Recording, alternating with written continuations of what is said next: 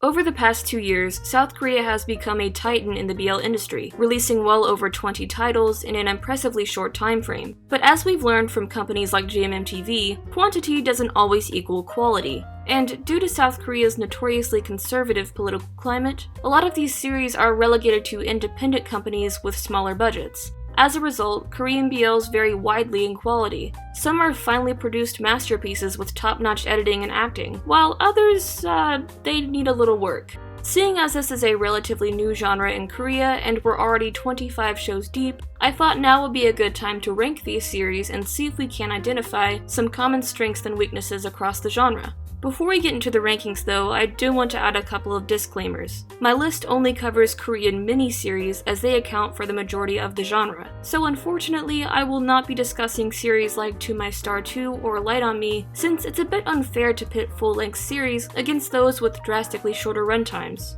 As my academic workload lightens, I'll find time to discuss these longer series in separate videos. They deserve nothing less. And, as I mentioned earlier, Korea has become a BL producing machine in the past year, releasing an average of 2 series per month. As a result, I had to stop adding new series to this list, or this video would literally never get done. So unfortunately, some newer series, and those currently airing, will not be included in this ranking. Kind of a bummer, I know, but I promised I'd get this video out before 2023, and, well, I had to find a stopping point eventually. Finally, tread lightly if you want to avoid spoilers for the series I'll be discussing.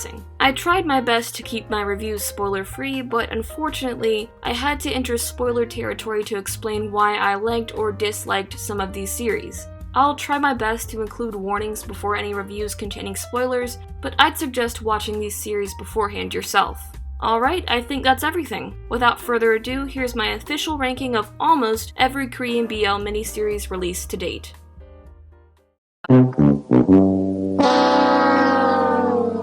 Color Rush 2 is the only show on this list that's holistically awful. For starters, a lot of the actors don't even have mics, and those who do are drowned out by grating background music.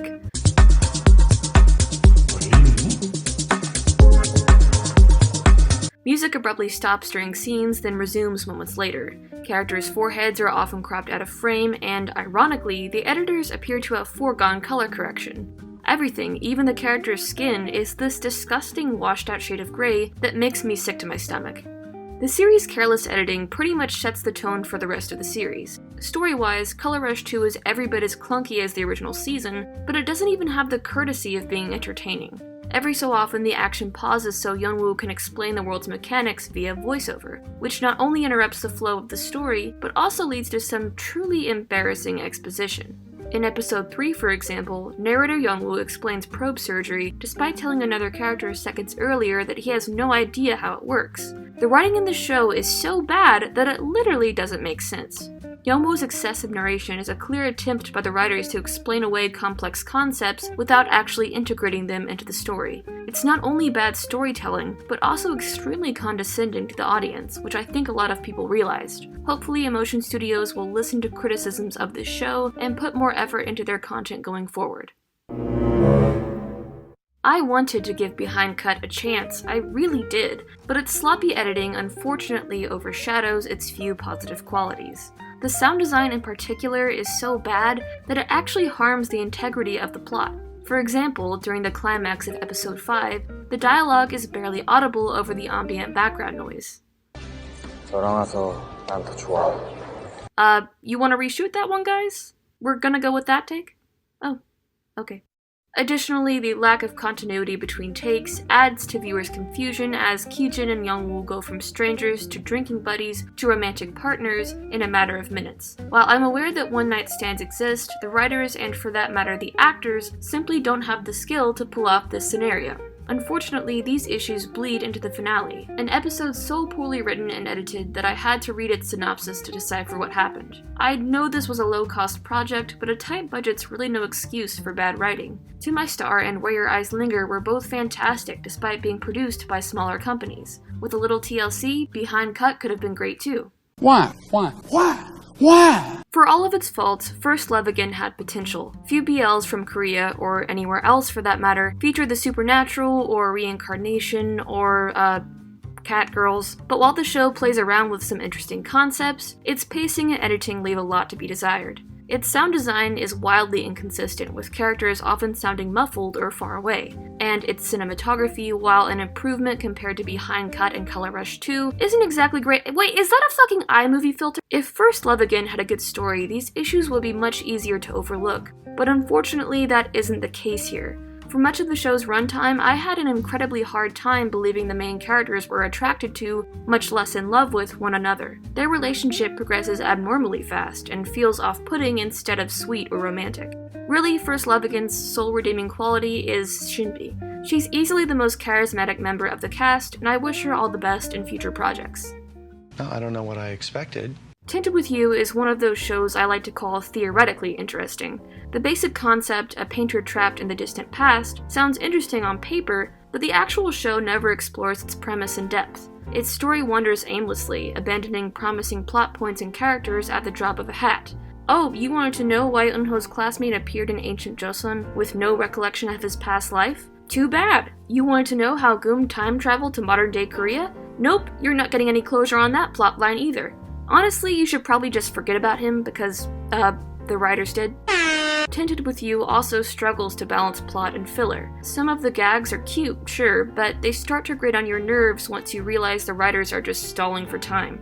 Unfortunately, these pointless comedic relief scenes take up a big chunk of runtime, forcing the writers to cram all of the major story beats into the last 2 episodes. As a result, the series finale is rushed and nonsensical. Had the writers dedicated more time to the plot, Tinted with You could have been something special, but in the end, its lack of direction prevented it from achieving greatness. Oh shit, here we go again. Color Rush has an interesting premise, I'll give it that, but it's bogged down by one-dimensional side characters and pointless filler. Often the writers sideline the plot to focus on the supporting cast's wacky hijinks, which unsurprisingly throws a wrench in the show's pacing. Similar to First Love Again, the main character's relationship feels all too sudden. Granted, the two have a supernatural connection, but it's still weird that Yoo-han was ready to risk it all for Youngwoo after less than 24 hours. And, let's be honest, the ethicality of this relationship is questionable, to put it lightly. On several occasions, Yoo-han uses his probe powers to manipulate Youngwoo, and Youngwoo's fascination with Yoo-han borders on full-blown mania. Of course, this wouldn't be a problem if Color Rush was a meditation on unhealthy, codependent relationships, but it's not. The show glosses over Yeonwoo's obsessive behavior with glitzy filters and romantic music. But all of this pales in comparison to Color Rush's downright offensive portrayal of mental illness and self-harm. In a scene that is disgustingly gratuitous, Yeonwoo attempts to end his own life. The show never stops to unpack what this means for his character, much less address its real-life implications. Less than, I shit you not, 3 minutes after this abomination of a scene, Yoo-han whisks Yeonwoo away to a beachside retreat, and the incident is never mentioned again. Yoo-han solved Yeonwoo's mental health issues through the power of love, I guess. This representation of self-harm is, frankly, revolting. As mentioned before, Color Rush is all too eager to show the gruesome details of Yeonwoo's self-harm, but makes no attempt to address the root of his mental health problems. His depression is essentially a plot device to reunite him with Yoo-han. Even if the rest of the show was amazing, spoilers, it isn't, I couldn't in good conscience recommend it due to its irresponsible portrayal of sensitive topics. No one told you life was gonna be this way. Similar to an American sitcom, O Boarding House takes place within a set few locations, the main one being of course the boarding house, and features little in terms of an overarching plot. This isn't necessarily a bad thing. In fact, I think the genre is overdue for some lighthearted, low-stakes fun. Unfortunately, however, the show just isn't that funny. Half of episode 1 consists of Hee-jung, we'll call him, Great Boy, shushing the other characters, which, needless to say, gets really old really fast. That said, when the show lays off the cringeworthy humor, the story, if you can call it that, is okay.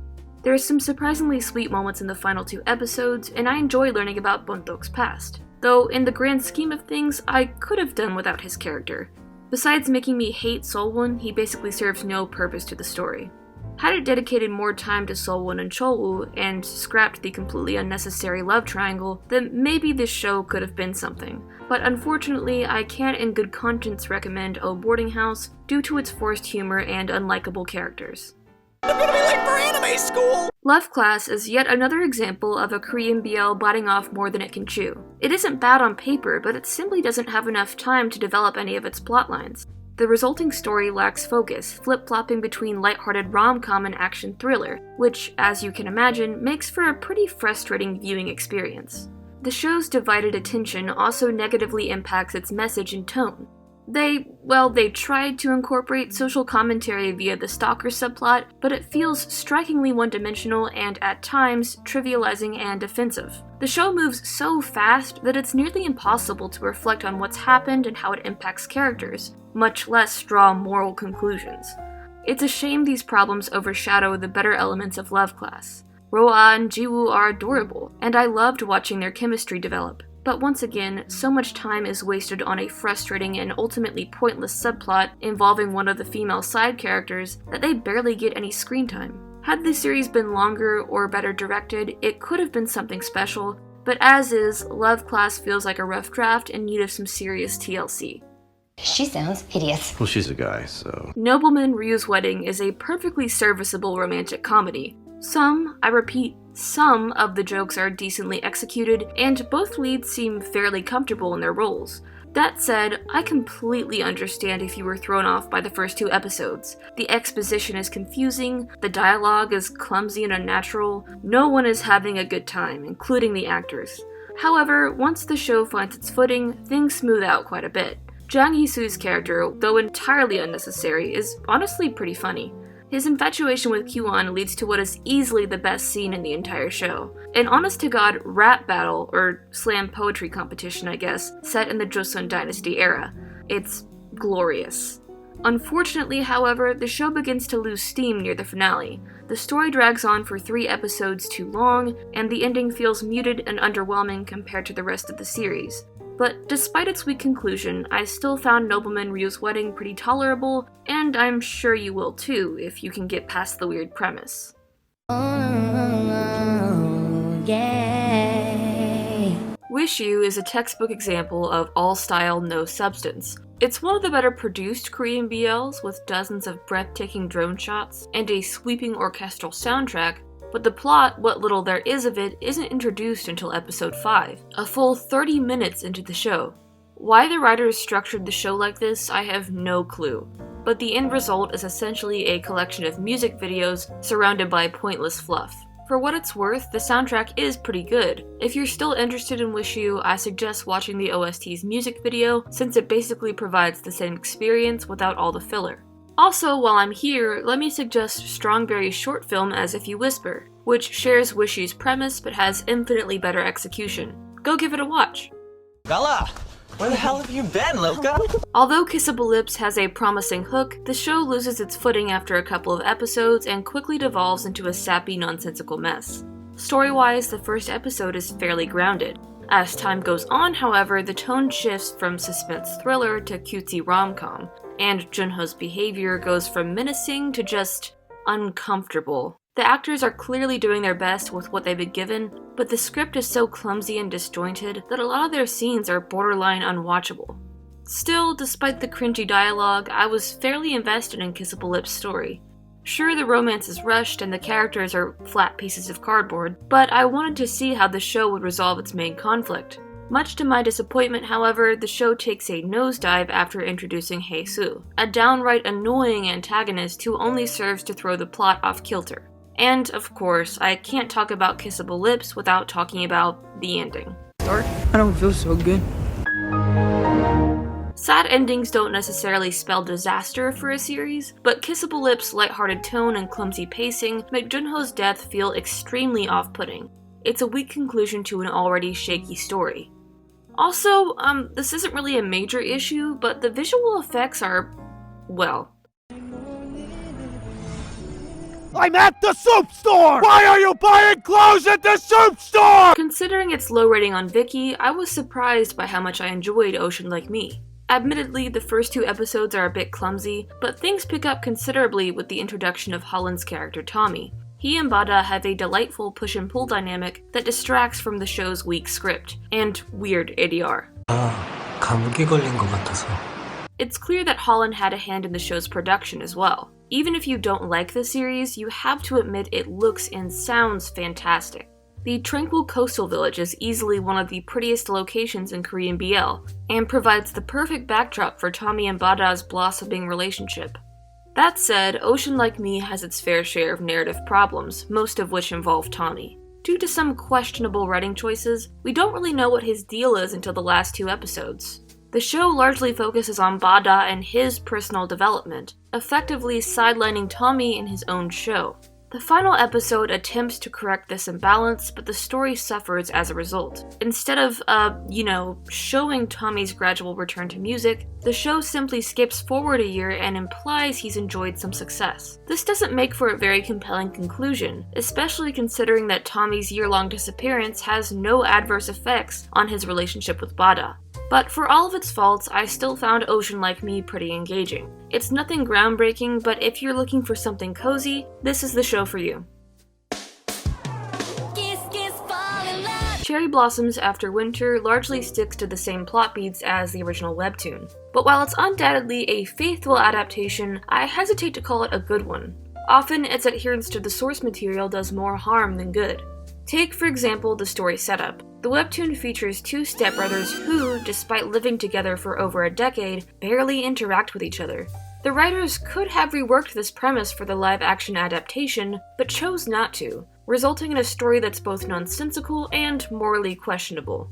Additionally, instead of focusing on 1 or 2 arcs, the show attempts to cram over 100 chapters worth of content into 9 measly episodes. As a result, important elements of the story are glossed over, or worse, omitted entirely. I actually laughed out loud when Taesung said that he and Haebom's relationship just sort of happened, because yeah, it definitely feels that way to anyone watching.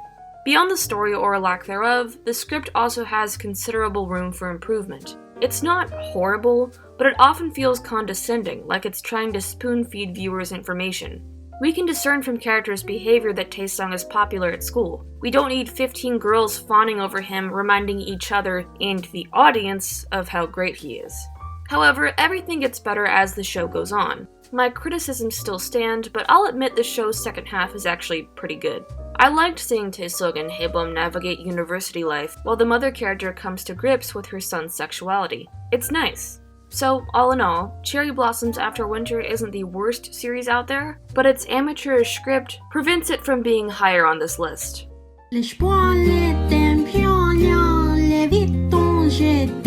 My Sweet Dear isn't anything special, but it works well enough as a turn-your-brain-off romantic comedy. The actors are experienced enough to pull off the cheesy script, and outside of a few scenes, they seem remarkably comfortable in their roles. Despite the corny lines and cliches, I had a lot of fun watching the main characters bond over clams and raw fish bibimbap.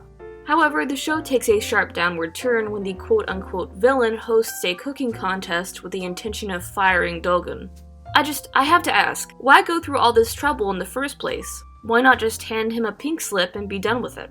In my opinion, the plot would have worked better if Laura had held a real competition to motivate Dogun to improve his work performance. In addition to working better logistically, this would make for a more exciting, tension-filled conclusion. Why even show the contest if we already know the outcome?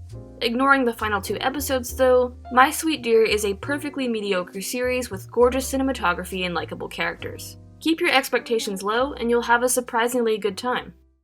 What bitch-ass country are y'all from where they got this bullshit at? Florida. I knew it. The Tasty Florida might as well be another adaptation of Boys Over Flowers. Well, minus the classism and blatant queerbaiting. In true K-drama fashion, the show centers around 4 unusually attractive friends and their romantic endeavors. Its main selling point is undoubtedly its attractive cast, but a surprisingly profound message is buried beneath all of the mindless fluff. Granted, the Tasty Florida isn't perfect. Contrived plot complications abound, and both main characters are painfully underdeveloped. But like I said, the series manages to say something substantial with Eunkyu's arc. Some disliked his character for being wishy-washy, which is understandable, but I empathized with his inability to act. And his eventual resolution that it's okay to want things for yourself really resonated with me. To summarize, The Tasty Florida has some weak areas, but its crisp cinematography and relatable characters partially overshadow its flaws. Hi, I'm Renata Bliss, and I'm your freestyle dance teacher. I completely expected You Make Me Dance to be another victim of too many subplots, too little time syndrome. But despite its questionable premise, the series is more narratively focused than most entries on this list. The conflict is established early on, both characters have believable motives, and perhaps most importantly, the leads have surprisingly fantastic chemistry. Say what you want about Chu Young-woo, I don't like how his PR team handled his social media either, but you can't deny that he and Hyung-hoon are absolutely electric together. Their performances are, for my money, largely responsible for the show's positive reviews. That said, You Make Me Dance isn't without flaws. The editing is hit or miss, and the shaky handheld camera work makes it difficult to appreciate Xi'an's dance performances. Although, maybe that was on purpose. After all, he's an actor, not a dancer.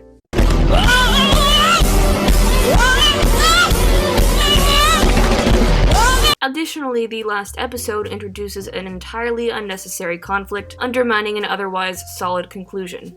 Still, the show manages to be pretty enjoyable thanks to its talented cast. If you're willing to suspend your disbelief, I guarantee you'll have fun following Shion and Hong-seok on their egg-filled adventures. Seriously, what is it with this show and eggs?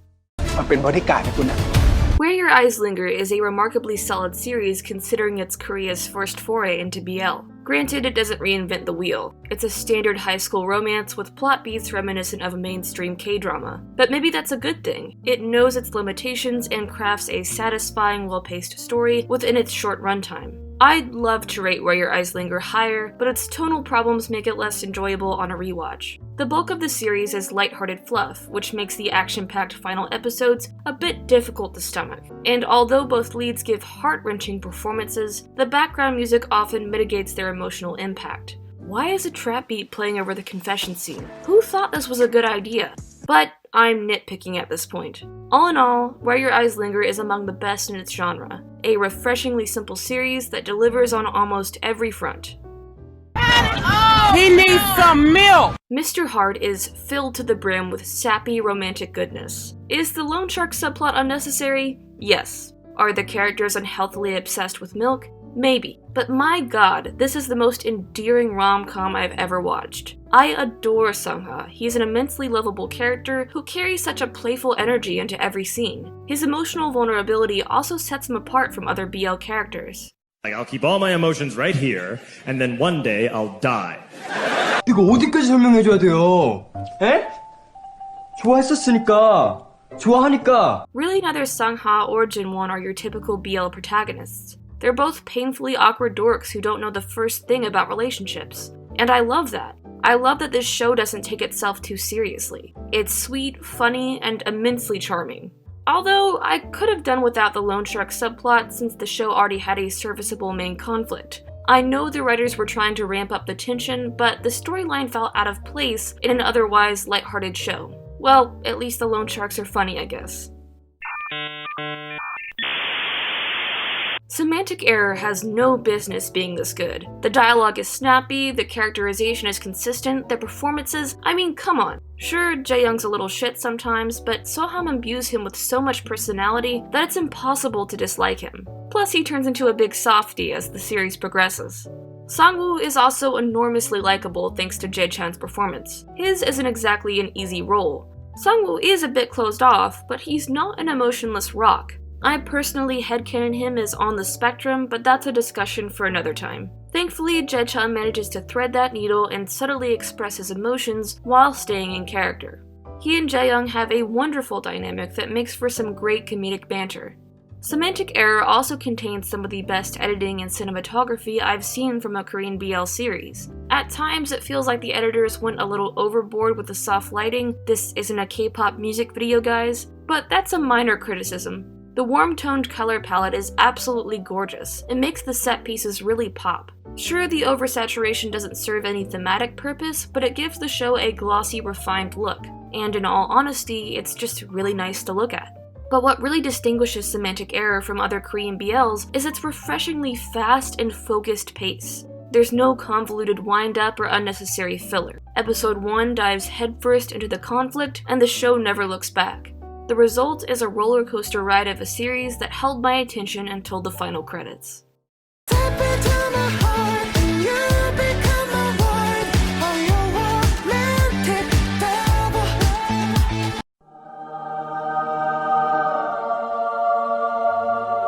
My Star is a simple yet effective character study, digging into its characters' psyches and revealing their underlying motivations. At first glance, neither Jiwoo nor Sojun is particularly likable, but the show soon reveals that Sojun's bravado is merely a defense mechanism, as is Jiwoo's reclusiveness. Each episode peels back another layer, further endearing us to these surprisingly complex characters, and before we know it, we're in love.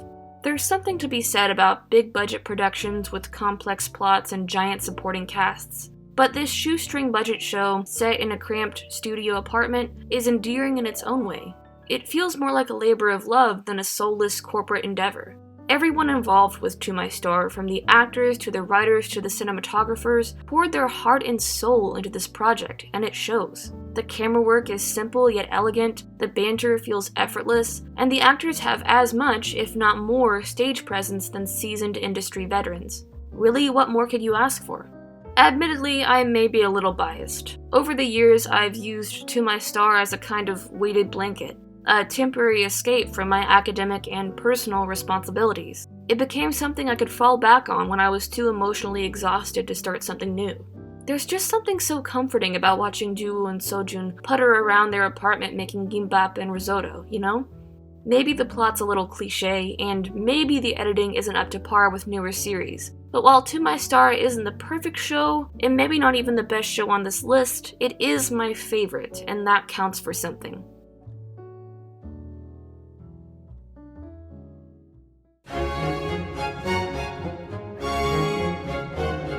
In my favorite scene from Blooming, Da-on stands parallel to a giant apartment complex, his silhouette framed by the setting sun. The shot references an earlier episode in which a teacher describes what photographers call the magic hour. When a man walks towards you at this time of day, you're not sure if he is the dog, your friend, or the wolf, your enemy. Likewise, Suwon is unsure what to make of Da-on's friendliness. Does he really care about him, or is he just trying to gain an edge in film school? Of course, we already know the answer. The show establishes early on that Siwon's anxiety distorts his perception of others. He's a completely unreliable narrator, and the most relatable character I've seen in years. As a fellow 20-something film enthusiast struggling with self-image, yeah, Siwon's self-defeatist streak hit pretty close to home. So seeing Dawn break down his many defense mechanisms and reassure him that he's worth caring about, honestly kind of broke me. In a good way, of course, but I still need Hwang Da-sul to pay for my therapy. Blooming also contains some of the most breathtaking cinematography I've seen from a web series, BL or otherwise. Every frame is drenched in natural light, giving the series an almost dreamlike quality. Scenes by the beach especially just exude warmth, like you're there with them, sprawled out on the sand on a late summer afternoon. If I had any doubts before, Blooming proves once and for all that Hwang Da-sul and her team are masters of creating atmosphere. The series is a total eyegasm and an excellent example of how to use cinematography to immerse viewers in the story.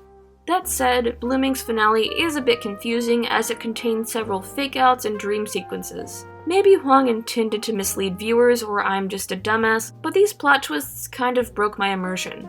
However, although it doesn't completely stick the landing, the series is still far and away the best BL released to date. It not only has compelling, complex characters, but also stunning cinematography to rival any A24 production. Maybe this is a controversial first pick, and of course you're free to disagree with me, but Blooming's ambitious storytelling and editing make it worthy of my top spot. So, what can we learn from my Monster Energy-fueled deep dive into the world of Korean BL?